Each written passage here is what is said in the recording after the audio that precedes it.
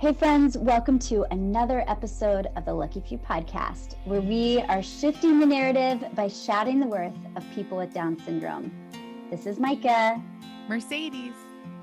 And Heather is not with us today, but we are so excited about the two guests we have to share with you all. These ladies have been on the show before, and we are super happy to have them back to talk about all things COVID-19 and IEPs from a legal standpoint. So thank you for joining us, friends. Welcome to the Lucky Few podcast.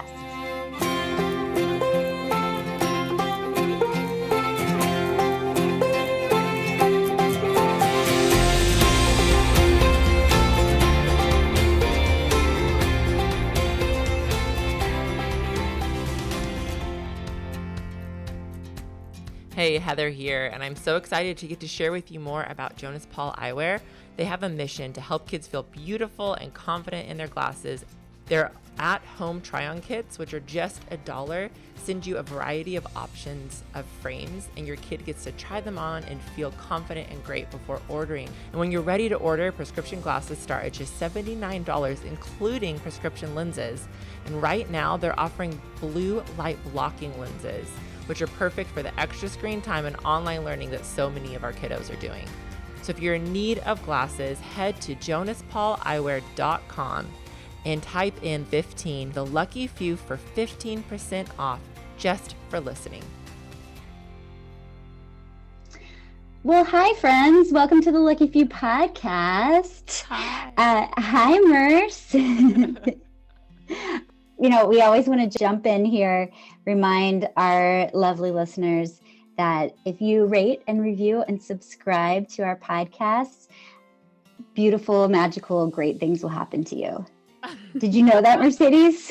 Oh my goodness. I have felt that before when I rate. Yeah. Good. Because it's like daisies fall from the sky on your head and chocolate appears in your hand.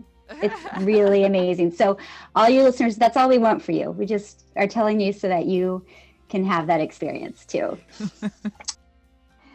So Mercedes, tell us how you're doing.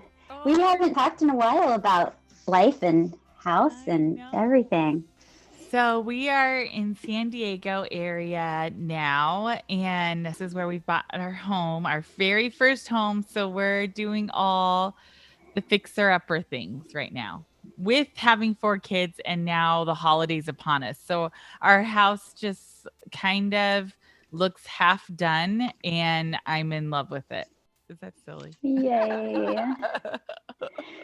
I'm so glad. We're really excited to be here.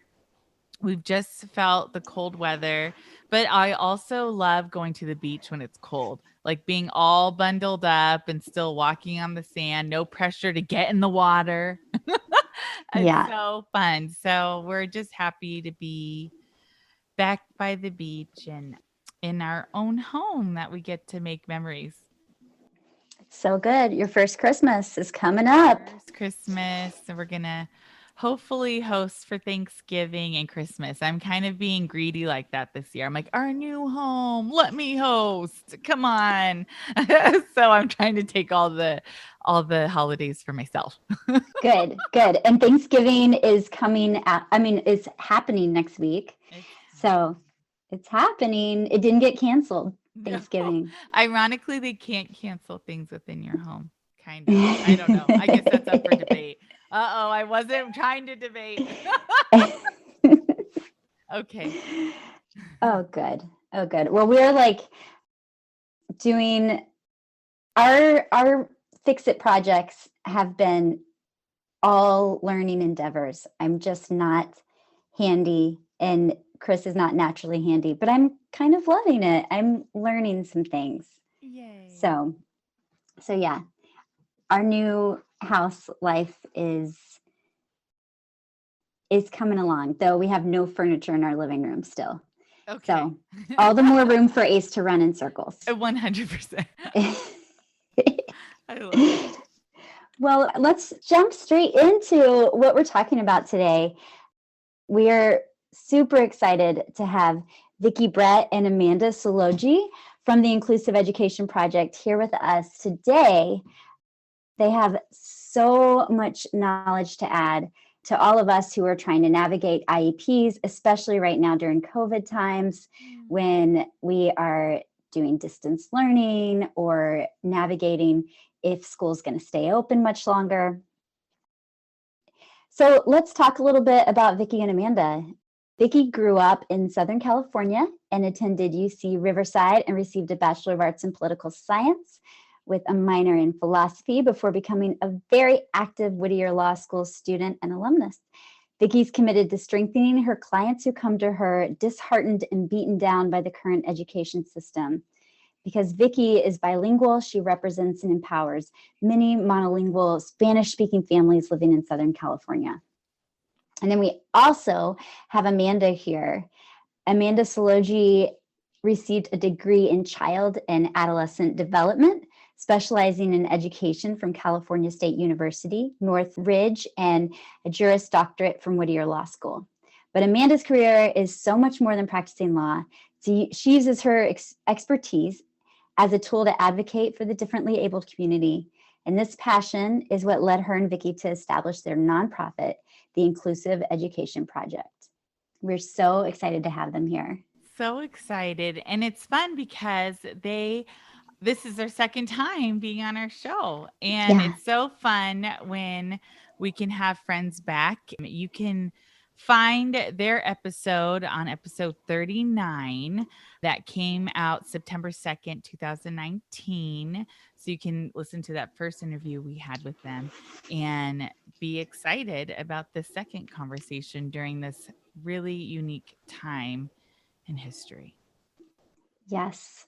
So welcome back to the show, Amanda and Vickie. Thank you so much for having us. We're so excited to be back. I can't believe it was September of last year. It seems like a world ago. September of Totally a world ago. Well, since it was so long ago, can you give our listeners a little refresh on what the Inclusive Education Project does and how it came to be?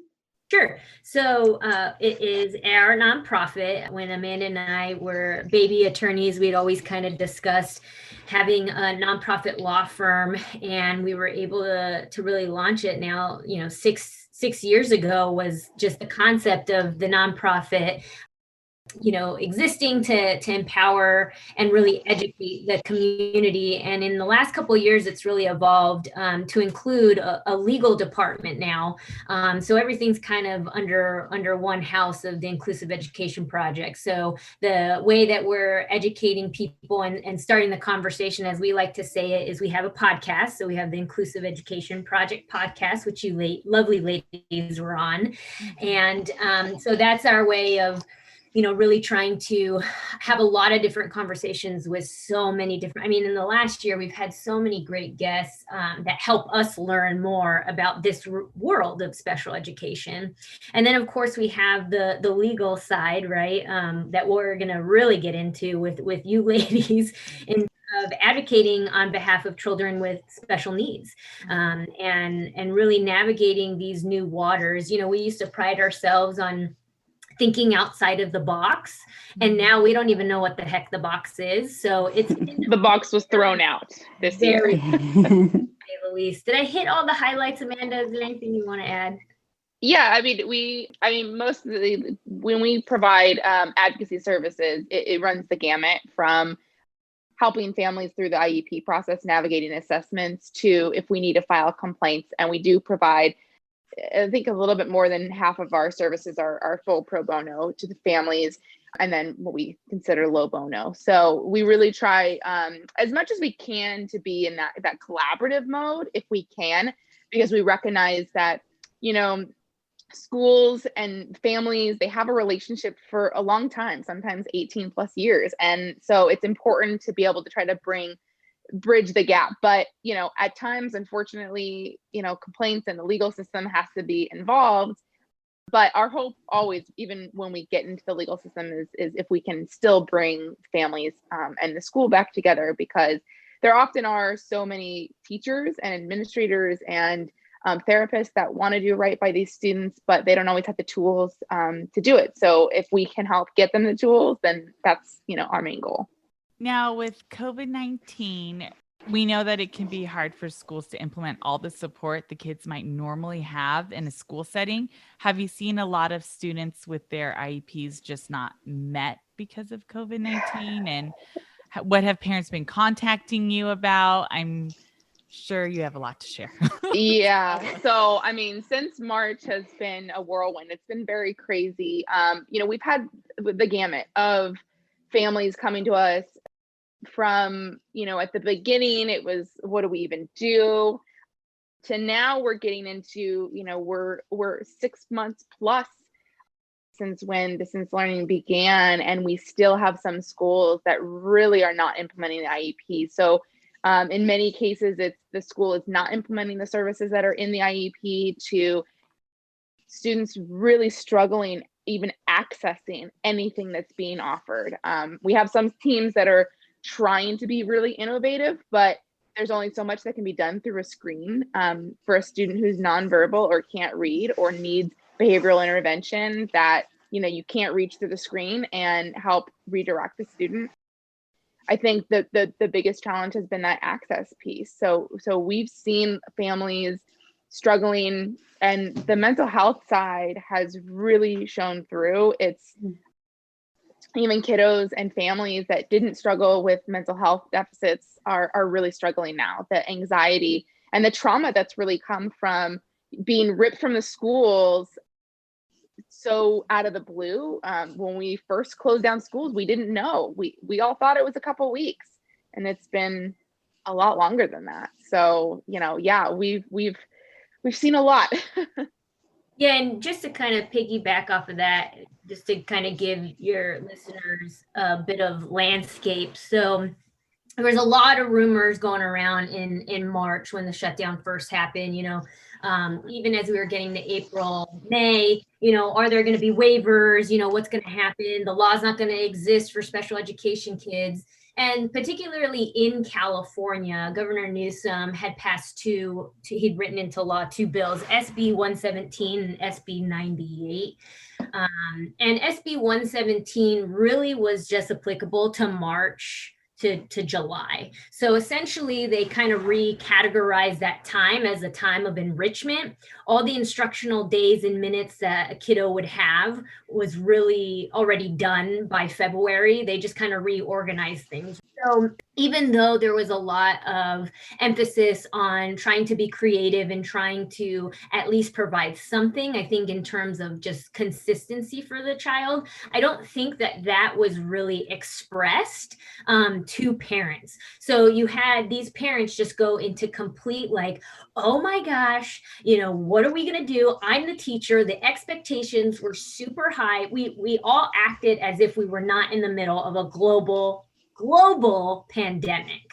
I think those expectations are still now in here, but now looking back, SB 117 really, laxed a lot of things. So there was, for instance, if you were in the middle of assessments or anything like that, it was kind of quashed. There's going to be extensions of that, the timeline, getting records for your child. Normally they have 5 days to provide access to you for those records. That was but it wasn't anything major. Other than those kind of little things, we were still able to get a lot of work done in terms of having IEP meetings for our clients. Then with SB 98, there was a couple, there was no extensions, there's no waivers. So districts were expected to operate within the confines of the IEP. So if you're having speech and language, if you're having occupational therapy, if you're having all these services, the expectation was that you would be providing that. Obviously, it may be in a different model, right? It might be virtual.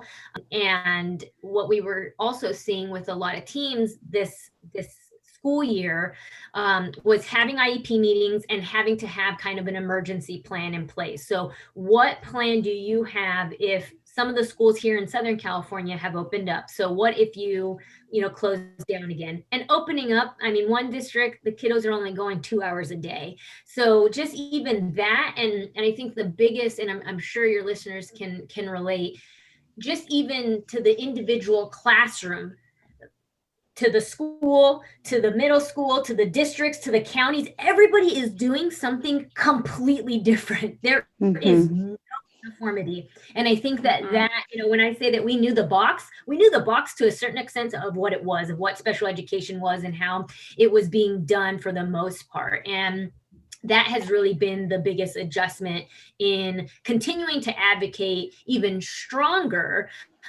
for, and knowing the law. It's pretty laid out, but we still have team members every day be like, oh no, we don't have to do that. And it's just like, where did you see that? Because that is incorrect. Right. The one consistency that has been since March and even before is the IDEA, the Individuals with Disabilities Education Act, has stood. There has been no changes, even though there's been rumors that Betsy DeVos was going to allow waivers and states were going to try to, ask for forgiveness and the laws would change. Nothing has happened. Certain states, like Vickie was saying, have instituted certain, either guidelines or requirements, certain lacks of like timelines, but the substance of the law, providing a free, appropriate public education, hasn't gone away. Implementing an IEP hasn't gone away. And so what is important for families to know is that whatever your rights were before the pandemic hit, they still are in existence. And so that's important because schools are not necessarily being told that. In fact, we talk with, opposing counsels, attorneys that represent school districts all the time that are advising their clients differently because they anticipated waivers might occur and they didn't. So, when we look at this from this lens of, where do we go, how do we try to get these kids back on track? We can start from the position of, well, what was the IEP before the pandemic hit and what has been provided since? And in many, many, many cases from March until June, it was zero. And then, part of that was, well, we thought, well, schools are trying to figure it out. Let's, give them a chance for a second. But, we're now in November and, since March, that's been a lot of time to kind of figure out how can we be innovative. And unfortunately, we're still seeing kiddos. I mean, I was in an IEP yesterday via Zoom that, they had the whole rigmarole of here are the emergency procedures and we have to write this into the IEP that, this is what we're going to do if we have to close down again. But unfortunately, that's all just words on a document. It doesn't really provide substance to how are we addressing what happened the last 6 months. And, we're not seeing that consistency of the teams really recognizing, oh, we should have provided 60 minutes of speech every week from March until June, and we didn't. How were we making up for that? I'd say almost every IEP I've been in since the beginning of the school year, the student has regressed in one area or another. And the second part of the conversation of once we decide that there has been regression, which most of our kids with IEPs, we know there's going to be regression, where do we go from there? There's not a black and white clear answer to that. There has been guidance from the Office of Civil Rights, the Federal Department of Education, that has said if students have regressed during this time period, they are entitled to compensatory education. That IEP team needs to meet, discuss it, and figure out how to move forward. And the gray area of that is that there's some experts saying that conversation occurs now, some that say that conversation doesn't occur until we're back in person, which who knows when that's going to be. So that's kind of the landscape that we're in right now. In your experience and opinion, and Mike, I would love for you to weigh in, when students have regressed and their option now is for their team to make up for that via Zoom, I would wonder if that is the right call or waiting to in person, which is a bummer because that's more time. But what I have seen, because I'll remind you guys that Sunflower is a homeschooler, so her world hasn't changed too much. But what I have seen is that Zoom can sometimes cause our friends with disabilities to shut down. Like that isn't the best way to help catch them up. It's kind of even more of a roadblock. So what do you tell your parents? So yes, so they have missed speech and they should have been getting it during that time. How are we going to make up for it? Now are you going to is that actually going to be better? Or I don't know. I feel like you guys might be in a tricky spot because you want to make sure all these services are getting met, like, and recognized. But then also, if it's through Zoom and that's not the best for the child, it's not working, then what's next? Yeah.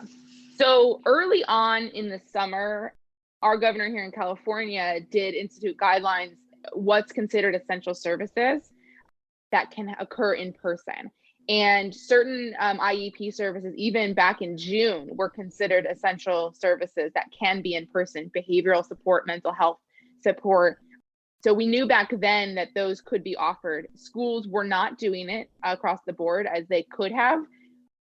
Since then, I think a lot of districts I've seen have had board decisions about whether or not they're going to provide certain in-person services or not. And more as the coming months have happened, they've allowed more in person, especially for students on IEPs. All the states are kind of different on what they consider an essential service, but what our recommendation is, if the family is comfortable with having someone either come to their home or the student going to a center, if we have to be engaging with outside agencies, private, either non-public or fully private agencies, to provide these additional services, then that's probably what's going to be appropriate. It's going to be a case-by-case basis decision the IEP team needs to talk about is the student accessing the services through Zoom or not? And if they're not, then they need to be considering in person. And if the family doesn't, the student or the family is high risk, and even in person in their home, just they're not comfortable, it might be something that has to wait. But doesn't mean we can't have the conversation about what needs to be provided now. And then, there might be some maneuvering around. We might have to really think outside the box on how to serve these students. That's so great to hear that you are working to find outside services, because it does feel like, I think as a parent, I've felt kind of hopeless in what we were given, especially in the spring, when all of the services continued to be offered to ACE the exact amount of minutes, but really all it was me sitting with the therapist, and the therapist saying, well, why don't you try this? Why don't you try this? And it felt, it was just really hard for me to become a therapist at home. And I thought about that so much in terms of injustice too. Like, I am a person who, our family has the money for me to be able to have time with, at home with my kids during the day, during this uncertain time. I've been able to stop working so I could be with ACE during that time. And that's just not that many people who can do that. And I'm thinking about that too, in terms of, we've recently moved to New Jersey. I've been really happy with what is offered and what's available for ACE through the school district. But even with, they had to shut down his half days that they're offering right now for 2 weeks because of COVID in the schools.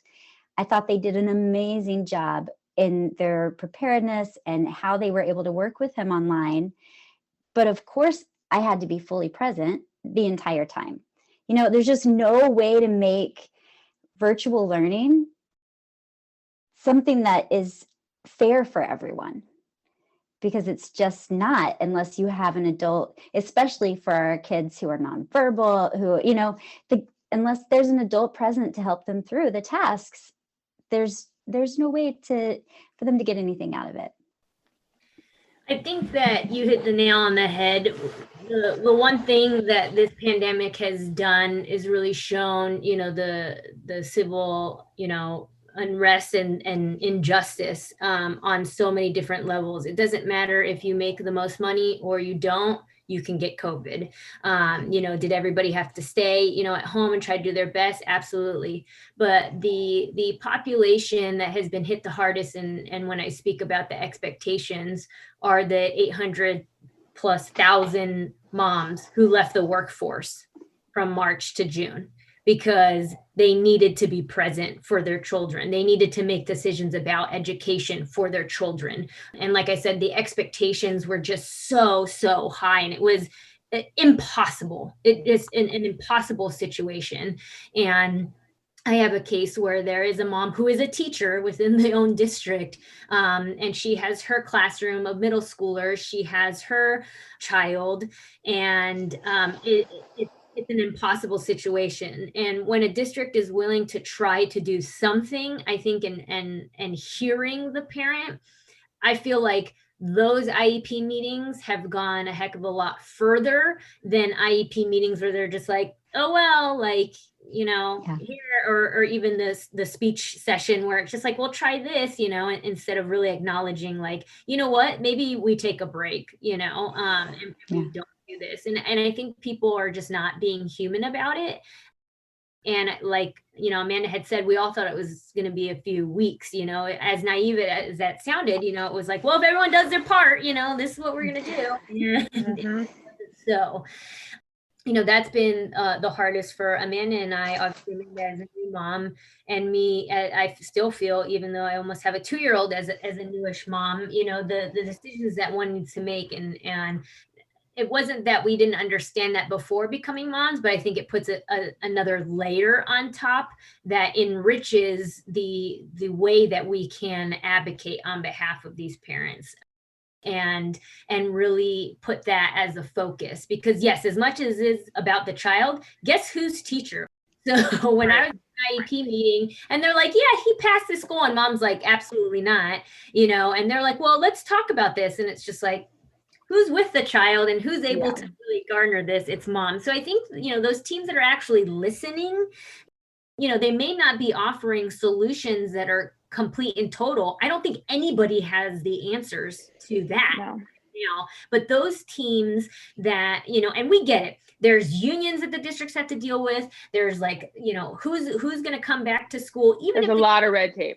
Yeah, even if the kiddos come back, it's not the same. In person is completely changed. There, some districts have the plexiglass around all the desks. Some of the kids are still doing virtual, even though they're in the physical classroom. I had this one IEP I went to, and they talked about what the hybrid would look like for the students going into campus. And it was a high school, but it still was, the teacher wasn't even in the classroom. The students show up with their devices and they sit at their desks with their computers and they see their teacher through the screen. So as much as like for the families that, they need their child to be in person simply because nobody can be at home with them because both parents have to work because financially they have to do that. The inequities that we've seen through this pandemic, we kind of knew it being in the special ed world already that families of low socioeconomic status are disproportionately affected with special education. But even more so, we're seeing it across the board. And the one thing that we've taken from this is that the world is kind of noticing more. They're talking about education in a way that it's never been talked about before. We had it as a big part of, campaigns across the board with this past election. We are seeing people realize that education has such a big impact and how important education is, because now it's not just parents sending their kids to school and not thinking about it, except for when their kid has a report card. They're dealing with it every day, all day, which moms and parents of students on IEPs already were dealing with all day, every day. And now the rest of the world is kind of realizing. And I've noticed this is like the most interesting time to have IEPs because, like Vickie said, it's the parent that's being the teacher most of the time. So we've always had IEPs that are parent says they see one thing and the teen says they see something else, and everyone says, well, it's a different environment. Well, where is the environment now? The student is at home, and that's the learning environment. So present levels should be written from the parent's perspective now. This is probably the first time ever that a parent can really dictate what is in the present levels because they're the ones that are seeing it. I had an IEP where we were talking about behavior, and the parent was talking about how they looked at the behavioral logs that the aide who was on Zoom was taking, and the students' microphones were always on mute. Oh, that's just the way that class functioned, unless they were allowed to unmute it. And this student has different maladaptive behaviors that sound different. They don't look different. So the stemming looks very different from aggressive behaviors only if you're in person, because the pitch of the student's voice and the volume of the student's voice was very different if he was being self-injurious versus just stemming. And so because he was muted, the aide was recording data very differently than, fortunately, this family had ABA services in the home. So it wasn't just mom, it was, a professional ABA specialist that was taking the data. But, just something as simple as that, we don't realize that there is such a difference, but that, parents have a lot more to say than I think IEP teams give them credit for. And it's now that I think they're starting to realize that there is value in what the parents say. So it's that double-edged sword of like, everything's so tough right now and there's so many inequities, but we are, and we're trying to take advantage of that, of saying, this is the time we need the rest of the world to be thinking about education and about disability rights. I know listening to President-elect Joe Biden do his concession speech, he talked about disability for the first time we've ever had a president-elect speak about it in a speech after an election. It's huge. This is something that we haven't seen before. And I really hope that this pandemic does, bring people to think about education and disability rights in a different way. And we don't just think about it, we actually act upon it. Whew, that's good stuff. I got me all fiery. I need to, know, like, same. Shake it off. We can only get through this together. So if we're not thinking about everybody, we're never going to get through this. We just aren't. And I think that that's the biggest pill to swallow. Is the biggest thing for me was that people just don't care. And I've known that. I do special education and law. Like, people don't even know what that is, right? And with our podcast, we found that it's not that we're making people care, we're bringing it just into their world, because, as humans, we come into this world alone and we go out alone, but I don't think that one could survive alone. And, I've been thinking about that a lot, and in the work that we do, and, for the families that are able to, dedicate one parent to the child, you take those notes, you take that data, you are the teacher, and you make your voice be heard at those IEPs. And those other parents that are not able to do that, it is okay. Your child will be okay. It's because nobody's happy. Even the parent that's able to do that, they're not going to get any further than you or your child or anything like that. I think that we've had some amazing teachers that have really been able to think and reach their children, even as they're zombies, right? Like they're little zombies on the Zoom. You have some breaks and you're having them be fun and really bringing the spirit of, why you were excited as the 5-year-old to go to school, right? You're going to see you're going to see your friends, and they're able to just get a little bit of that, via the Zoom sessions. And, I think that that's the biggest thing. Whatever decision you have had to make is probably the best for your family, and it's going to be okay. It doesn't feel like that, and that's okay, but I think that's the biggest thing that I've seen with my clients, is that they're just overwhelmed 100% of the time. And it's hard. It's very, very hard. Amanda and I shouldn't have jobs just pre-COVID, and we were worried, we didn't know what would happen. And, we still do have jobs because it's not at the forefront. They're making decisions on a higher level sometimes, and they forget, which is unfortunate. And, that's why, we appreciate you and your podcast, for bringing those issues to light, and for having us on so that we can try to explain a little bit of the background that just kind of turns into white noise. Because for our families, they're living it day in and day out, and it is tough. It really is. So tough. Have you been in contact with anyone who wants to take legal action to make sure IEP demands are met? I laugh, and I shouldn't laugh. It's not funny. It's not funny. Yeah. 100%. Yes. Yeah. We even our clients that were happy with everything before the pandemic, that we've never filed a complaint ever are now considering it because we're in a different world. Yeah. So yeah, unfortunately, and and there is legal action to take, of course, but I'd say more often than not, the IEPs I've had this school year, probably had more IEP teams willing to come to the table and say, I realize things aren't working. What do we do? And while they may not have the answers, we try as best as we can to give them the answers. And so we've been working with a lot of our clients, both our current clients and new clients, on what can we do? What's going to make things easier for this child, and we bring that to the table. And I'd say more often than not, the teams are, okay, how can we provide this? The schools are, at least some of them, are really trying to push their boards to allow for some in person, and we've seen that change in the last few months.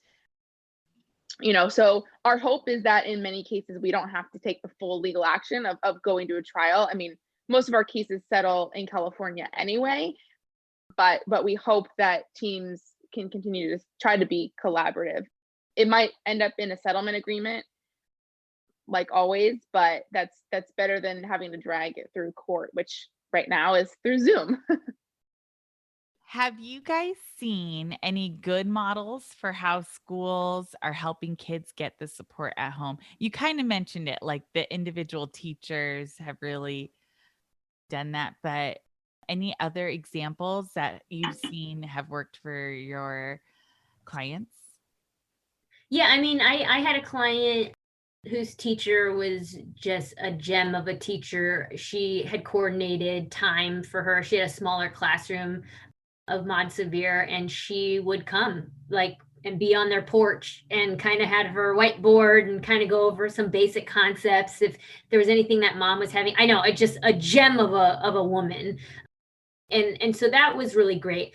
Obviously with summer, a lot of the teachers have been going through trainings and things like that. I think the teachers that were already kind of pulling at everything, videos and trying to incorporate more of just the chats and just fun things, I think they have been able to kind of reach the kiddos in a better way, because kiddos, especially the younger ones, I mean, some of them had iPads in their hands at like 3, right? Like they know how to navigate everything. But even for our kiddos that weren't able to do that, providing just like little kits and materials, they would mail home, and get, the parents to have these fabulous ideas of, why don't you cook? And then this is how you talk about fractions and all this stuff. I think those teachers that had a little bit more, there was no rule book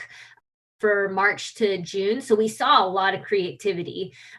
This school year, it seems like things are kind of tighter. I think that there are still some teachers that are doing some great things. However, it kind of seems like unless the principal or like even the director is sped, if it's all top down. So if they're not Right. Encouraging that or supporting their teachers in that, we haven't seen that as much, or at least I haven't for my. Yeah, I think there's been a lot more like guidelines put in place, like even with IEP teams saying we have to go through our emergency procedure checklist and put that on the IEP, and they go through it, but it's not really discussed. It's just, this is what we put on the IEP, and it's almost like no one's listening. I think the more movement I've seen have been the schools that are starting to go back a little bit hybrid, where students are in cohorts and maybe they go to school 2 days a week and then they're virtual 2 days a week, and then there's the like off day in the middle. I've had IEP teams say, Wednesdays are our days where no one's really on campus. We can have the student come. And even the days where they're not supposed to be on campus, we've had either aides or RSP teachers or whatnot say, hey, I can sit with them, help them with their independent work. So I've had a couple of students that through the IEP, we've been able to discuss how they can be on campus more. But it's hard because I have also had many other clients that they can't be in person. The students themselves or the family members are high risk. So even the thought of doing hybrid is just not possible. So those, I think, are the students that are struggling the most. Have had many, where the parents have had to, stop working and, do full time. The families are considering charter independent study programs just so that the parent is the one doing the instruction, because what do you do when a student closes the computer? There's no redirection that can occur from the teacher there or the aide, no matter what they're doing. The student closes the computer, there's no more instruction. So, any way that the teachers are helping hear parent hear strategies is one that's helped. It's across the board very different from school to school. So different. I do remember Heather mentioning how Mason has an aide virtual, and I laughed out loud. Right. It was like, it's comical. Yeah. I think the only aides that I've seen work virtual are the older students or the students who are a little bit more high functioning. So I've had a couple where they can go to a new tab in their Chromebook or whatnot, and they're opening up like a private Zoom session. And so there's like a chat feature. And so either the aide is like chatting through the chat feature during instruction and helping to check for understanding, or they're saying, hey, let's move into our private Zoom and let's chat. That seems to work a little bit, but for behaviors, certainly it's not doing anything, because Definitely. They're far it's just- away. They yeah. may as well not exist. It's crazy. how much of behavior support plans are often, using hand over hand or saying, Yes. let's go outside and take a break, Right. or Yes. tapping them on the shoulder. You can't do any of that through a computer. Right. I mean, some have had the virtual aide, no camera, on mute. So it's like, what? Like, Does so nothing. you're just taking data on the So little nothing. right, on the little square that's right here. So if I was doing that, like, what am I really going to say about Mercedes? Like, oh, okay, she's moved in her chair a couple of, like, what? Like, there's no saying, like, so ridiculous, and it's just, it is comical, and it's just like, you guys think about it. Just because you can offer it, like, think about if it's really needed. So for instance, we always talk about that.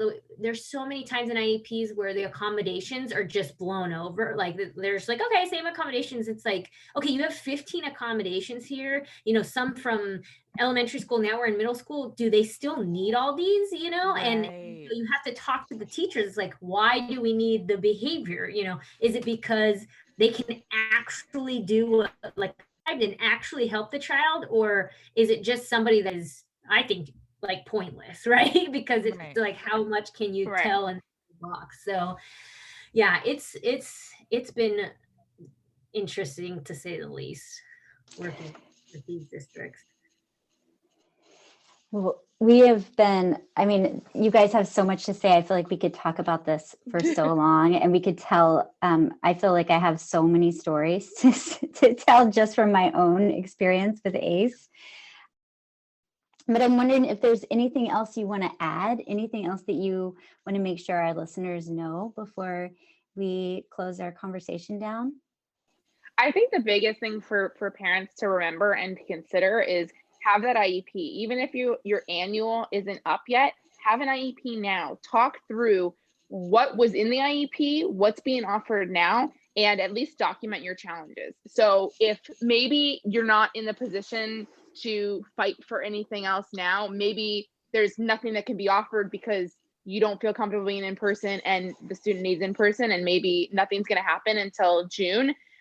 You're at least documenting, you're giving the school district the opportunity to know what are the things that you're struggling with, and make sure you're documenting what's occurring, because these IEPs don't have to change right now. So we need to have it documented, what's being offered versus what should be offered. And even at the very least, having that conversation. I think a lot of parents have expressed to me, I've shared these struggles with the team, and you get into an IEP meeting and not everyone knows that this is a challenge that the parents express, because maybe they said it in a Zoom, or maybe they said it in an email, but not everyone read that email, or they weren't hearing it because they're overwhelmed too. So having everyone in one place not only allows everyone to hear what the problem is, but then everyone can brainstorm. And maybe you think there's really nothing we can do to solve this until we're in person, but someone else can come up with, hey, I'm doing this with another student. So at the very least, I think that's a starting point that if you have not had an IEP this school year, you should now, because it really, every single student should have had an IEP to talk about distance learning. Absolutely. Request it now. They got 30 days to schedule it. That'll be right before winter break. You kind of open the door for starting a discussion of what are we going to do about this regression, right? Yes. You're documenting it. Maybe you're even saying, since he wasn't given his individualized reading instruction, at this time, I'm going to privately, seek out that, right? And have those conversations, lay that groundwork.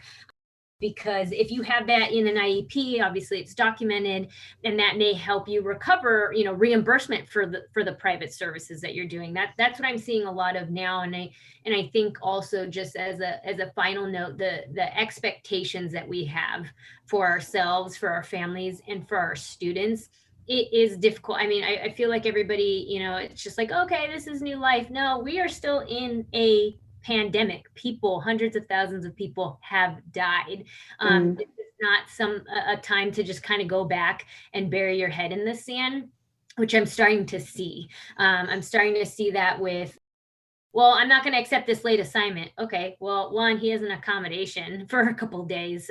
Two, why don't we rethink this? I think that those expectations, I don't know why they went back to where they were before, but they really need to just stop and really need to think through it. And like I said before, the only way we are going to get through this is together. And so I hope that people take that with them in their hearts and really hold that and are able to share that, notion that we need each other to get through this. It's so good and important. And I think as a mom, it's so good for me to be reminded, even though I need to all the time, that I need to document, I need to write it down, I need to be on top of it. And so we just appreciate all the good things you guys have to say, how much you make it something that feels so complicated feel accessible to us. So we really appreciate that. If you have any good news to share about anyone in your life with a disability, Vickie and Amanda, we're going to jump over and hear from our sponsor. And when we come back, we're going to have some good news. Jonas Paul EYEWEAR was founded by Ben and Laura Harrison when their son Jonas was born nearly blind at birth. This was extremely unexpected news that no parent prepares for, but it gave them a window into the world of blindness. Ben and Laura could have let Jonas's visual impairments dampen their spirits, but instead, they used this new challenge as fuel to launch Jonas Paul EYEWEAR, which now specializes in glasses for kids and teens ages 4 to 16 years old. They have at-home try-on kits for just $1, which allows your child to try on the glasses for a week without ever leaving your home. And once you're ready to order, their prescription glasses start at only $79, including prescription lenses. All you have to do is head to jonaspaulEyewear.com to learn more. Make sure you use 15, the lucky few, at checkout for 15% off any future orders. All right, friends, it's time for some good news. Thanksgiving good news. Thanksgiving good news. Yeah. Ooh. Once again, Mercedes just really had the dance down for the song today. I've been thinking all week that I have a good news to share, you guys.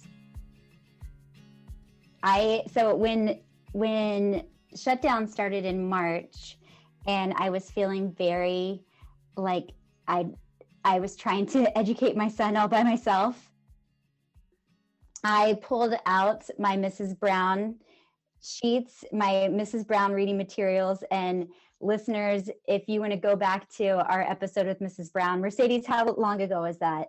Like Oh my episode 8 or something. I know, it was like 2018, wasn't it? Yeah, we love So Happy to Learn at Mrs. Brown's house.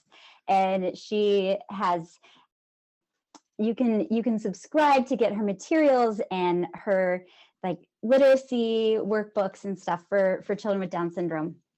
And so Ace and I started working on this, and he was unable to stay sitting in his seat. He would throw the crayon every time I put it in front of him. And for months, all the way from March through September, we did it just about every day, sitting down with like the same 4 books. I see a boy, I see a girl, and then, or like the color book, I see blue, I see orange. And we stopped when he went to school early September, when he got to go back. And I just pulled it out on Friday because he didn't have school last week. And I sat down with him. And after just like September through October of being in person in school, he sat in his chair, he held the crayon, and from on the other side of the table, I circled, I see blue. And I said, Ace, circle the word blue. And he took his crayon and he scratched over blue. And we turned the page and I said, I see red.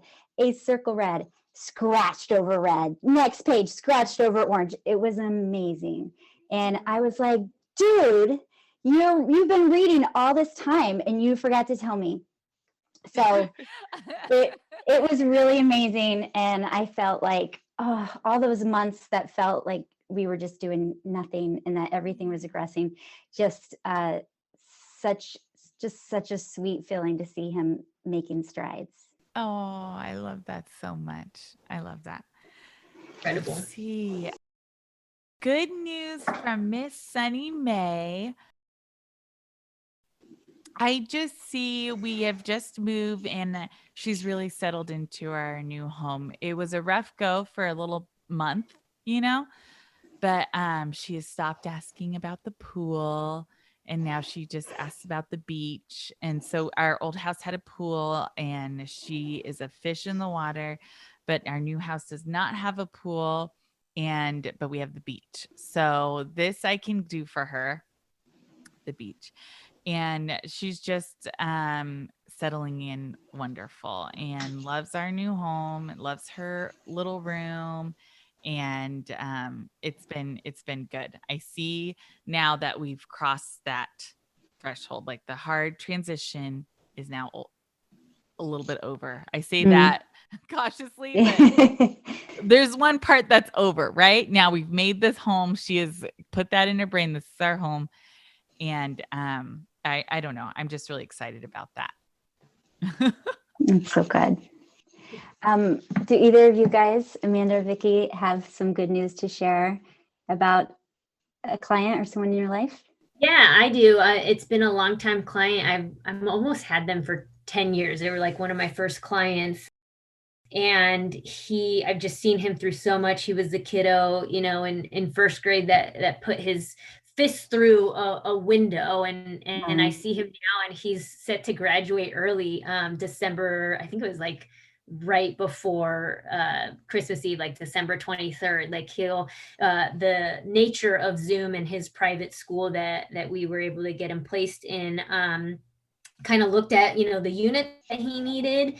And if he just took an extra math class and just doubled up on English, they presented it to him and said, hey, you could be done, by December. And the family was going to move in the next year. And so he really, really wanted to graduate. And he's on track. He was like, I can do this. And we were all just like, are you sure? And it's just, he's going to be 18 in January. And just to have him, get his diploma and just be able, and his mom was like, oh, we can come back in May. Hopefully they have a graduation ceremony. And, the autism track mind, he's just like, why? I will have like, I'm starting my new, like for him, he wanted to move to Arizona and like start fresh. And he had told his mom, nobody will know I have autism there. And Oh. just like, she's telling me and I'm like crying. I'm like, he's so amazing. But like, in his mind, he wants to be in charge of telling people because he's not ashamed of it. But it was just kind of like how you're the kid sister and everybody knows your older sister, through high school. Like that's how it felt for him. And it makes me so happy that this is a big accomplishment for him. And, 10 years ago, I don't know that we would have thought that. So that's a bit of good news that I've had. That's just makes me, now that we're in November, I'm like, oh my God, December's around the corner. So It really is. It's coming up so quick. Yeah, I have a not completely similar, but I have a client that I've had for a long time. He's, I think started in pre-K, in a full special education class, having extreme behaviors when I first met him. And he now transitioned this year to middle school. And he's been for a couple of years fully in gen ed and been doing very well. But he did struggle with some social anxiety and some anxiety over work. And he's probably one of the few students who thrived during distance learning because the social anxiety wasn't there. And his school has started going back in person the last couple of weeks. And so obviously there's been so many transitions, and he was a student who used to have so many troubles with transitions. And and we were worried, like, oh, he's going back to school, there's peers, and it's middle school, which is the most social, nerve-wracking experience anyone can go through. And he's actually been very successful with it so far. I'm going to knock on wood. We have an IEP in a couple of weeks to check in, but so far everything's been going really well. And I think he has a team that it's one of those teams that really went above and beyond and seeing, okay, what can we do? They looked at his years of IEPs to really understand what were his needs, which new teams don't always do. They look at the current IEP and say, okay, this is the student's needs, not anticipating that a need that, is kind of gone away and the student has made progress doesn't mean they can't come back when there's a new environment. So I think that's really helped. So, I'm really happy that the team and, he has just really done so well despite of all the challenges this year. I love that. Teams that are doing the right thing for their students. So good. Amanda and Vickie, thanks again for being with us. And we just want to thank all of our listeners out there for joining us again this week. Always, friends, we want to hear from you. We love hearing your good news. So leave us a voicemail or DM on Instagram and share about your family and the good news about your loved one with Down syndrome or other disabilities. And if you have a product or a business that wants to help us shout the worth of people with Down syndrome, we'd love to partner with you. You can email hello@theluckyfewpodcast.com for sponsorship opportunities. And as always, a huge thank you to our editor, Josh Avis, our producer, Val Schluter, our sponsor, and all of you who have shared the Lucky Few podcast with friends who have listened faithfully and cheered us on. Don't forget to subscribe and leave us a review on Apple Podcasts or wherever you get your podcasts. Then daisies will fall from the sky and chocolate will appear in your hands, just as we said. And remember that you, dear listener, supporting your loved one with Down syndrome, you are a shouter of worth and a narrative shifter. So keep on keeping on. We are cheering for you. We'll see you next time on the Lucky Few Podcasts. Bye.